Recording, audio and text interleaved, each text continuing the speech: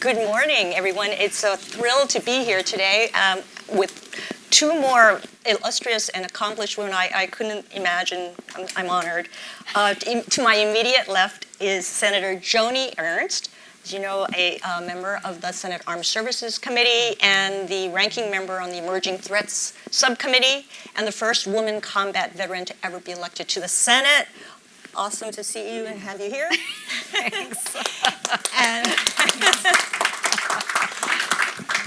next to Senator Ernst is Neuberger, the first ever Deputy National Security Advisor for cyber and emerging threats we've ever had at the White House. And as part of her portfolio, she has made a focus of strengthening the relationship between government and industry and private sector, especially in the area of innovation, both in the U.S. and with allies and partners. So I think, though we have only 20 minutes, this should be a rich and lively conversation. And I think it's appropriate that we're doing this in Women's History Month, because these two women are making history every day, not just every month, so it's every day Women's History Day. All right. Let's start here with Senator Ernst. Yeah, thanks, Ellen. As we sit here today, 5 months into the fiscal year, U.S. warfighters across the world are being trained and equipped on last year's budget and a continuing resolution, the third year in a row that DOD is operating on a CR, right? And Congress is only now getting around, maybe, to passing this year's budget, never mind fiscal 2025. Senator, how are these budget battles affecting efforts to modernize the defense base and spur innovation? And what can be done to get your colleagues on the Hill to move faster? Yeah, thanks, Ellen. Next question.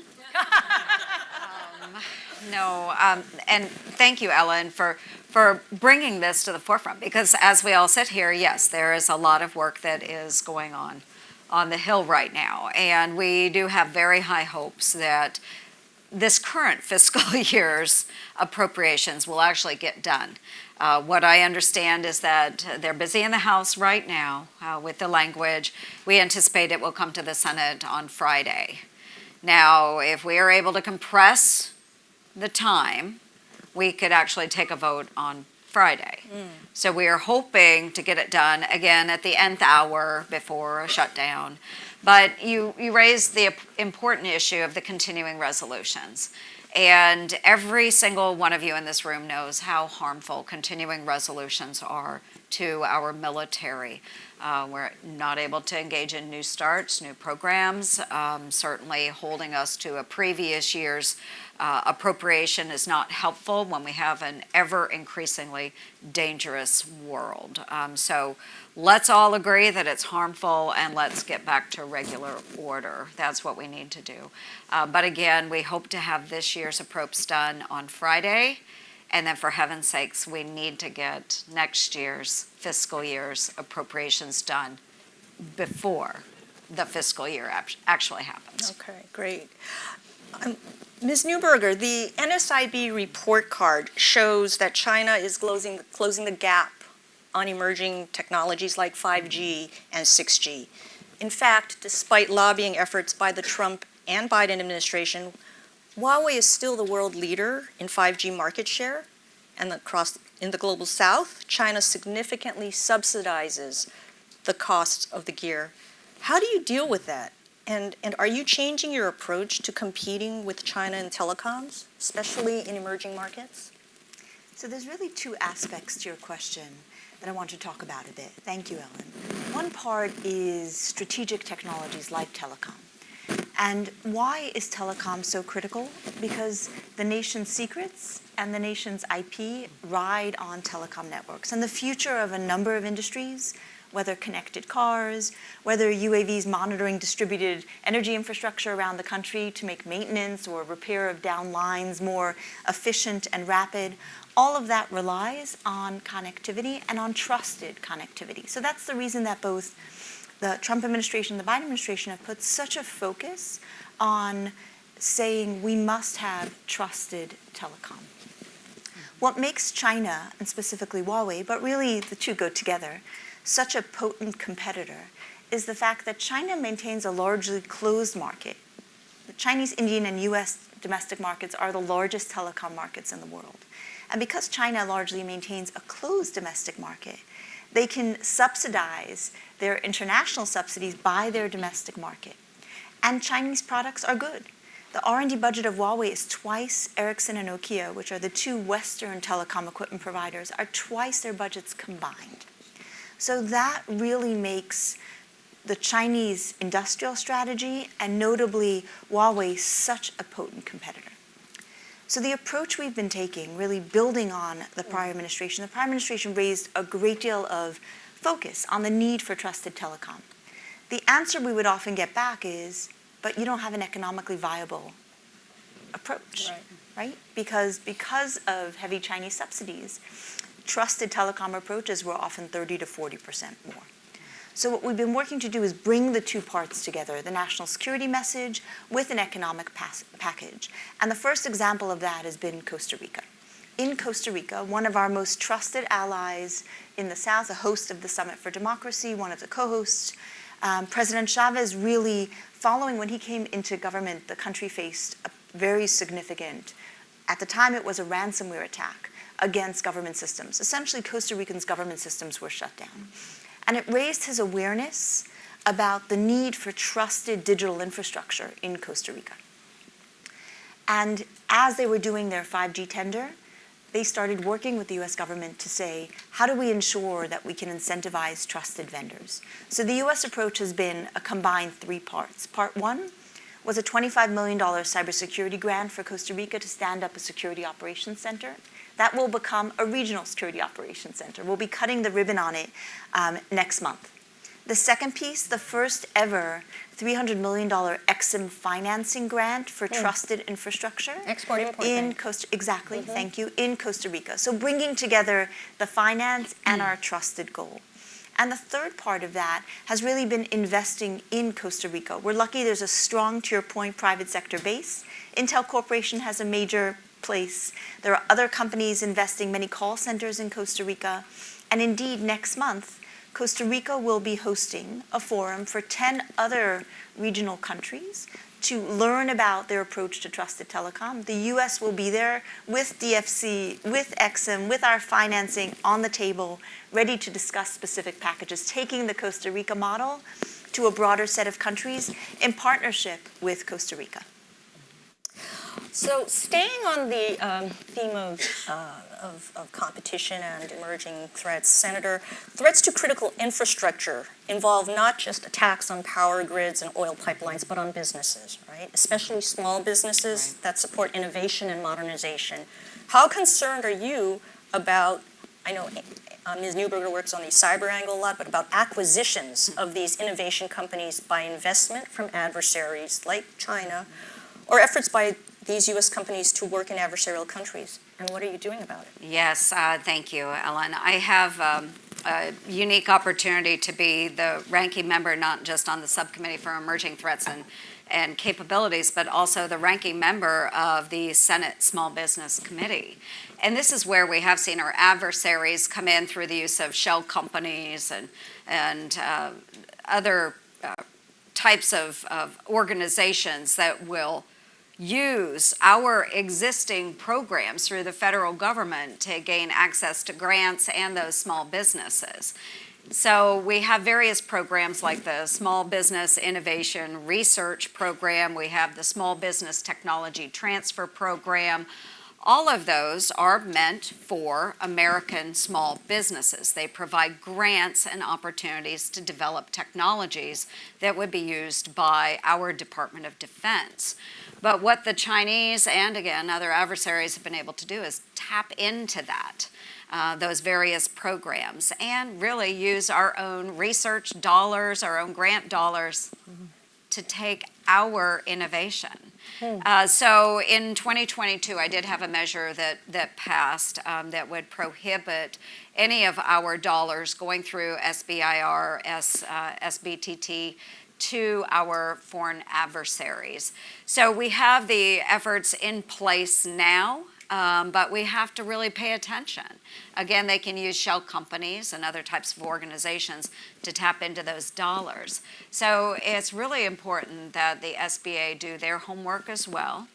through those programs and make sure that we're screening very carefully to make sure that we're not sending our taxpayer dollars to China, nor allowing them to access the innovation that's developed through these small business tools. So we are putting measures in place. We just have to make sure that we're enforcing them. Okay. Do you need more authority? Do you need to give them more authorities to plug these loopholes? We have the authorities now in place, and Okay. it's very similar to situations you have in any of our agencies, whether it's a small business administration, whether it's the Department of Defense. Anytime we're pushing new authorities out there, we have to make sure that those within the agency that have the opportunity to administer those authorities, that they're properly trained on the screening and how to use those authorities, and then actually does use them. So many times, I'll use the DoD as an example. There are a lot of authorities, especially in acquisitions, to acquire new tools, new products. Many of those in acquisition, they're afraid to use those authorities, or they don't want to assume the risk to take on those new products. So again, we have to modernize the way we do business, but we have to hold those agencies accountable as well and make sure that the staff is properly trained to execute those new authorities. Right. And Ms. Neuberger, you've spearheaded initiatives to make critical infrastructure more resilient across industries. When it comes to the U.S. military, recent revelations about Chinese government intrusions into, say, assets on Guam and in Hawaii and ports on the West Coast have raised real concerns. What is the administration doing quickly, if you can say, because I know you're doing a lot, but briefly, to better secure these assets, and how much of that effort depends on an ability to compel, not ask, not induce, but incent, but compel the private sector to take these risks seriously through regulation? So as you note, and you've written about this quite a bit, Chinese doctrine really sees the value of cyber, electronic warfare, space in bridging the vast regions of the Indo-Pacific, right? In both disabling potential military platforms, precision targeting, all the way through to disabling or disrupting the critical infrastructure that we deploy from. In the United States, our service members deploy from the same ports. The water servicing our bases is the same water we use regionally. So our critical infrastructure is key to the ability of the U.S. to project power. I think what we learned following the Colonial Pipeline ransomware attack and any number of other attacks is that while voluntary standards have existed for a decade, many companies that own and operate critical infrastructure have not implemented them. So the administration has made a big push to really use either emergency authorities that each sector may have, or to expand safety authorities to ensure that the owners and operators of critical infrastructure are locking their digital doors, and we're talking about the basics we've been talking about for 10 years. Encrypting data, passwords are dead, putting in place multi-factor authentication. Because I've had the privilege of working both offense and defense. It's a lot easier to be an attacker than a defender. So at the very least, doing the basics to lock our digital doors is needed. So that's been piece number one, making ourselves a harder target. The second piece of that has been setting rules of the road with various adversaries to say that a cyber attack on critical infrastructure would be treated the same as any attack on the homeland. Cyber is not something different. If you've disrupted our digital infrastructure that underpins our economy, it underpins our national security, that will be escalatory and will be treated in that way. And the third part of that has been truly building and deepening existing bilateral, multilateral partnerships. So in the Indo-Pacific region, we have far now deeper cybersecurity partnerships with Taiwan, South Korea, the Philippines, Japan, both individually and, for example, the president hosted a trilat of Japanese and South Korean leaders to bring those two countries together. So a number of those partnerships truly focused on both cybersecurity and the security of emerging tech are bearing fruit, both in the intelligence cooperation and in recognizing that the more secure we are, the more we can deepen intelligence sharing, the more we can deepen sharing of sensitive R&D technology. So having confidence in each other's digital infrastructure is the first step to the same kind of deeper partnerships we need in a potential Indo-Pacific crisis or conflict contingency. That was fast, I hope. That was really great, Anne. I have so many questions, but I just want to really get this one in for you, Senator. The Houthis are holding global shipping lanes at risk in the Red Sea with asymmetric warfare. We're spending millions of dollars to shoot down drones and missiles that cost tens of thousands of dollars. We're behind the cost curve in intercepting these missiles. What should we do? Strike Iran proper, strike the supply chain as parts move through Oman, or interdict them at sea? Or do we need to fight fire with fire and build cheaper drones at scale? What do you think? I think there are several options there without directly going after Iran, although we've had many people publicly say that perhaps that's an avenue someday. But yes, we need to make sure that we are preventing the opportunity to have those supplies coming out of Iran and going to the Houthis. I would throw China in that category as well, or even Russia. But preventing them from being built in the first place is really incredible. But it's very difficult to do that. So we have to be able to counter their measures. And how do we do that as well? We do engage, if you look at Task Force 59 in Bahrain, we have opportunities there to test new technologies that would be much cheaper in the long run to interdict the Houthis, whether it's their ships, whether it's their rockets, their technologies, identify it, reverse engineer it, and figure out how to counter it. But we have to do it cheaper and we have to do it faster. That is key. What I hear a lot from, yes, my constituents in Iowa, as we are looking at how we are interdicting drones or UAS, whatever it might happen to be, even interceptors that we see in Israel with rockets coming in from Gaza, is why the heck are we spending $50,000 on an interceptor to shoot down some little drone that's out there that our adversaries are popping up? And it's oftentimes commercial off the shelf. So we've got to figure this out and be much more efficient with our taxpayer dollars, and they have to be more effective as well. So that is our task, not necessarily sitting in the role as Congress, but certainly as we're looking to all of our good friends here in the audience, those that are engaged at DOD, those that are engaged in industry, we all need you to produce what we can use effectively, but at a much, much lower cost. We were just talking about the budget. I hate to talk about it in front of a lot of folks, but we do operate in a constrained environment when it comes to the budget. And if you look at what President Biden has proposed for next year, folks, we're being hamstrung. So if we really do want to protect our homeland and project forward and do it in a manner that our taxpayers will approve of, then we've got to use our dollars much wiser. So that would be my challenge to industry, to our partners at DOD, is let's find a way to counter some of what the Houthis are doing in an inexpensive way. Let's find a way to bolster our friends in Ukraine and in Taiwan with the most effective platforms that can be done in a cost-efficient manner. So that's our charge right now. We don't need the most exquisite platforms to counter the Houthis, but we certainly need a heck of a lot of stuff that is much less expensive. Okay. Just wanted to get a quick question in on artificial intelligence. We talk about emerging technologies, I know. And look, Senator Ernst, you know both Israel and the United States are relying on AI to help Israel find targets for airstrikes. Israel has also used drones to map out Hamas's underground tunnels where their hostages are reportedly held. In your opinion, is the department moving fast enough to get these AI tools fielded in other combatant commands, other regions? Well, I would say, and just because we are running out of time, I'll try and keep it very brief. Right. I would say that the Department of Defense is working very well with our industry partners,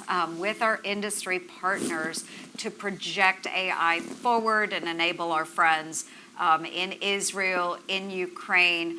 I'm terrified by AI and at the same time really excited about AI. We see it everywhere today and we don't realize it's out there.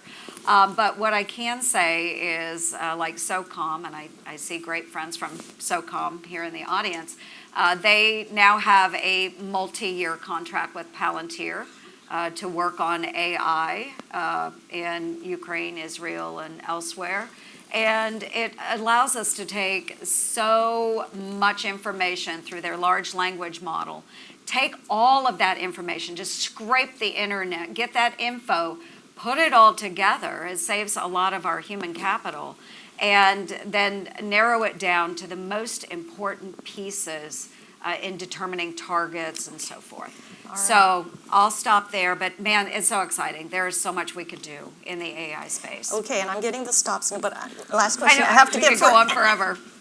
for Ann.